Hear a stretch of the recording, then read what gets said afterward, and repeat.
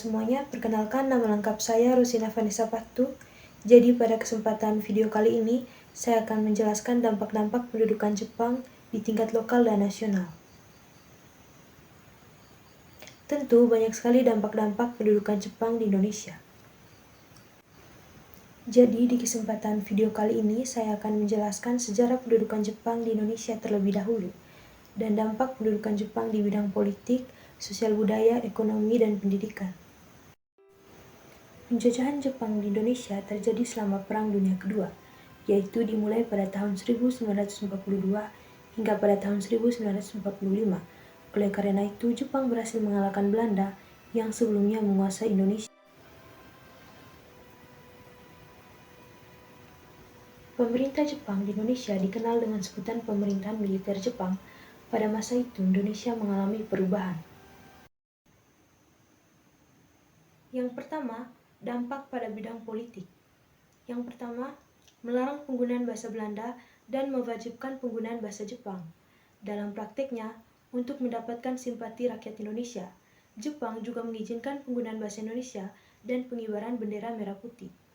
Yang kedua, Jepang membubarkan organisasi-organisasi politik dan melarang segala jenis rapat dan kegiatan-kegiatan politik.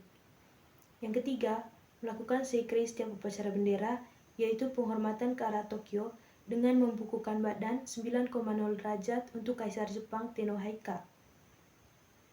Yang keempat, membentuk organisasi-organisasi sebagai alat propaganda, namun sebagian besar organisasi yang dibentuk oleh Jepang dimanfaatkan tokoh pejuang untuk kepentingan pergerakan nasional.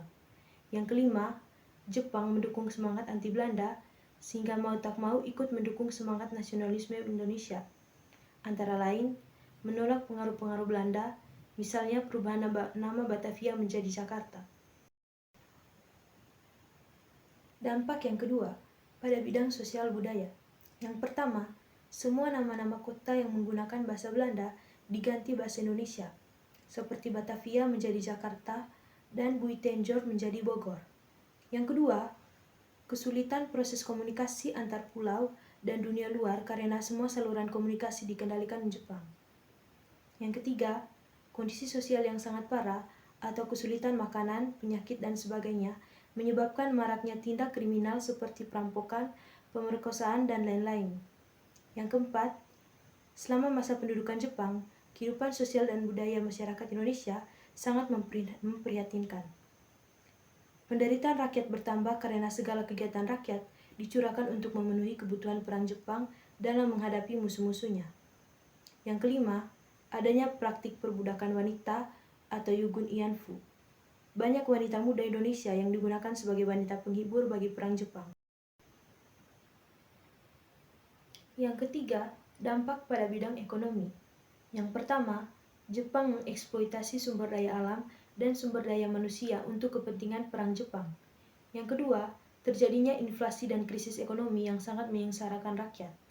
Yang ketiga, kegiatan ekonomi diarahkan untuk kepentingan perang, sehingga seluruh potensi sumber daya alam dan bahan mentah lainnya digunakan untuk mendukung industri Jepang.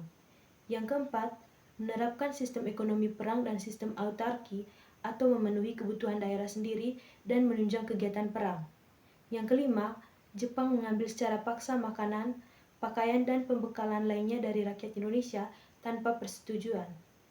Yang keenam, perkebunan-perkebunan diawasi dan dipegang sepenuhnya oleh pemerintah Jepang.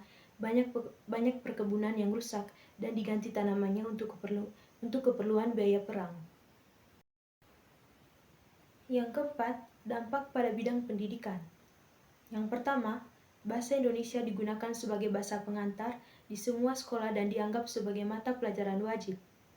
Yang kedua, pelajar juga dianjurkan untuk masuk militer. Mereka diajarkan heiho atau sebagai pembantu prajurit.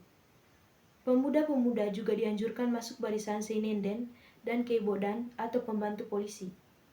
Yang ketiga, pendidikan tingkat dasar hanya satu, yaitu pendidikan 6 tahun. Hal itu sebagai politik Jepang untuk memudahkan pengawasan. Yang keempat, para pelajar wajib mempelajari bahasa Jepang. Mereka juga harus mempelajari adat istiadat Jepang dan lagu kebangsaan Jepang.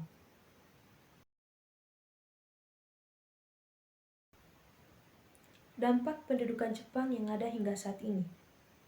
Meskipun pendudukan Jepang belum berakhir pada akhir Perang Dunia Kedua, dampaknya masih terasa hingga saat ini, di beberapa aspek seperti warisan budaya. Pengaruh budaya Jepang masih terlihat dalam beberapa aspek kehidupan sehari-hari di Indonesia, seperti dalam seni bela diri, seni tradisional, dan beberapa tradisi makanan. Arsitektur dan infrastruktur, beberapa bangunan dan infrastruktur yang dibangun atau dimodifikasi oleh Jepang selama pendudukan mereka masih bertahan hingga saat ini. Contohnya adalah beberapa bangunan yang masih ada di beberapa wilayah di Indonesia yang pernah menjadi markas tentara Jepang pendidikan.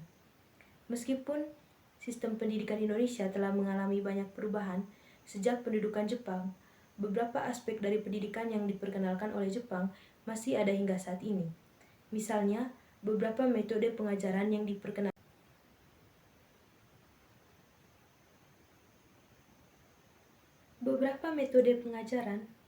diperkenalkan oleh Jepang masih dipraktikkan dalam pendidikan Indonesia. Peringatan sejarah, pengalaman pendudukan Jepang tetapi menjadi bagian penting dari sejarah Indonesia dan sering dipelajari dalam kurikulum sejarah. Peringatan-peringatan tahunan dan monumen peringatan juga ada untuk mengenang korban-korban pendudukan Jepang.